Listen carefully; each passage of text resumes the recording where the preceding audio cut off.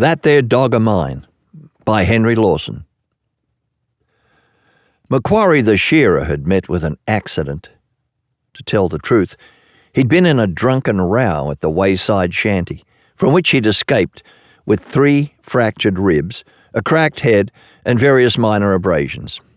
His dog, Tally, had been a sober but savage participator in the drunken row and had escaped with a broken leg.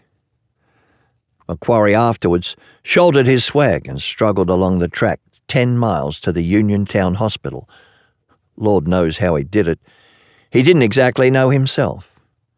Tally limped behind all the way on 3 legs. The doctors examined the man's injuries and were surprised at his endurance.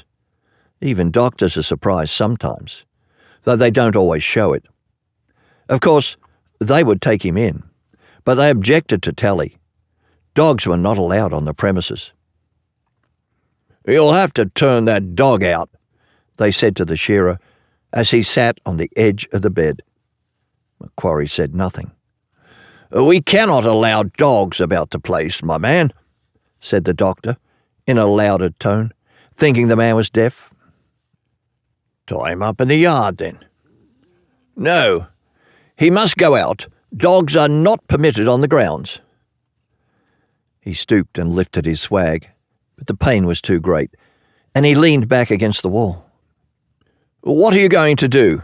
they asked. "You ain't going to let my dog stay."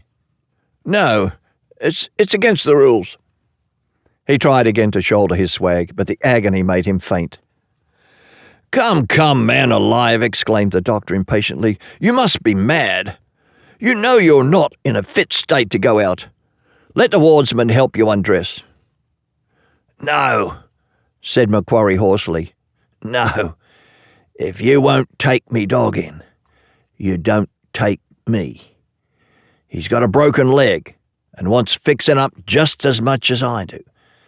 If I'm good enough to come in, he's good enough and better. That there old dog of mine has followed me faithful and true these 12 long, hard and hungry years. He's about the only thing that ever cared whether I lived or fell or rotted on the cursed track. And now when he's hurt and wants help, you turn him out? Not me. Not while I can crawl." He struggled to his feet again, but the effort nearly killed him. The doctor, who was a good-hearted fellow after all, swore softly and turned away. "Oh, hang the regulations," he muttered. "Put the dog in the yard and send the man to bed." So Tally was tied up in the yard. The man was put to bed, but Macquarie fretted till they let the dog be brought inside. The wardsman spread an old rug on the floor beside the shearer's bunk, and the doctor bandaged the dog's leg as cleverly as he had the man's ribs. When they went their rounds the next morning, Macquarie and Tally were both asleep, the man's hand resting on the dog's head. "Poor beggars," said the doctor softly. "Let them be. They're all right now."